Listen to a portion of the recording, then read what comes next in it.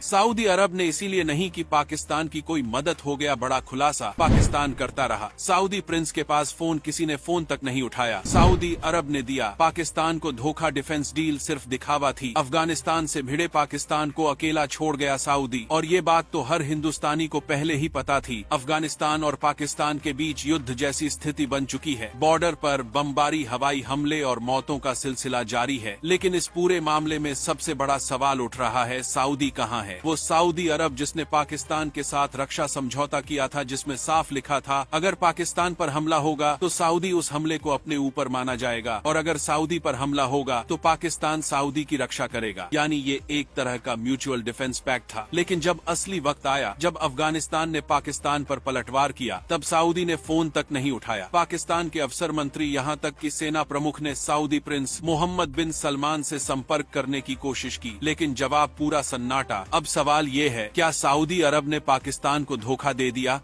या फिर ये डिफेंस डील सिर्फ एक दिखावा थी, एक चाल थी, ताकि सऊदी अपने फायदे के लिए पाकिस्तान की सेना को इस्तेमाल कर सके। सऊदी अरब की नीति हमेशा से पहले अपना फायदा रही है। वो देश जो खुद की फौज पर भरोसा नहीं करता, अपनी सेना को जानबूझकर कमजोर रखता है ताकि उनकी परिवारवाद की सत्ता पर कोई तख्ता पलट न हो जाए। इसलिए सऊदी ने हमेशा पाकिस्तान की सेना को किराए पर इस्तेमाल किया है। जब भी खतरा सऊदी की सीमा पर मंडराया, पाकिस्तान के सैनिक भेज दिए गए, लेकिन जब पाकिस्तान को जरूरत पड़ी, सऊदी ने पीठ दिखा दी। याद रखिए, ये वही सऊदी है जिसने पाकिस्तान को अरबों डॉलर की मदद देने का वादा किया था, लेकिन जैसे ही आर्थिक संकट गहराया, वो पैसा रोक लिया गया। वो वही सऊदी है जिसने इमरान खान के समय पाकिस्तान को कर्ज देने से मना कर दिया था। इस बार पाकिस्तान अकेला है, न सऊदी अरब साथ है, न अरब दुनिया, न अमेरिका। पाकिस्तान की हालत उस सैनिक जैसी हो गई है जो बंदूक तो लेकर चला था, लेकिन पीछे से गोला बारूद की सप्लाई ही बंद कर दी गई। अब बात करें सऊदी की डिफेंस डील की सच्चाई की। असल में ये डील सऊदी के हित में बनाई गई थी। सऊदी को जरूरत थी सस्ती, अनुशासित और लड़ाई के लिए तैयार फौज की, और पाकिस्तान को चाहिए थे डॉलर। बस दोनों ने एक कागज पर साइन कर दिया। पर जैसे ही जंग का वक्त आया, सऊदी ने साफ कर दिया, हम शांति चाहते हैं।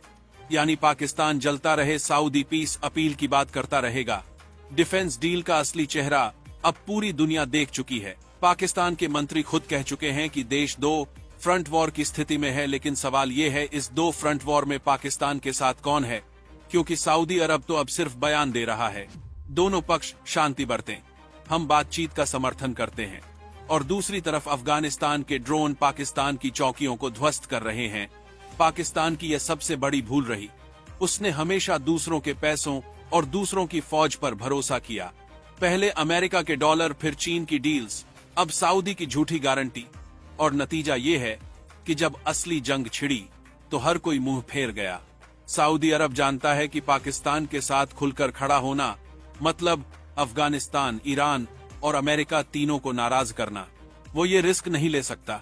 उसे अपने तेल के सौदे, अपने निवेश और अपनी सुरक्षा ज्यादा प्यारी है, बजाय किसी पाकिस्तान की डिफेंस डील के। इसलिए सऊदी अब चुप है, और पाकिस्तान, वो अब फिर वही पुराना कार्ड खेल रहा है, एटमी हथियार का।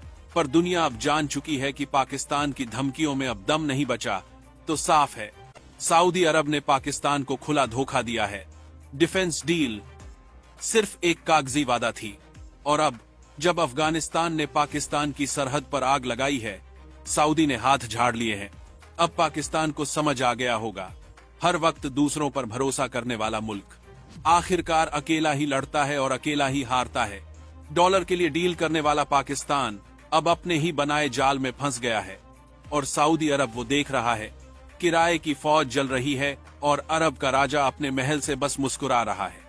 दोस्तों, अब आपके हिसाब से सऊदी प्रिंस ने सही किया या गलत, कमेंट में जरूर बताइएगा। जय हिंद।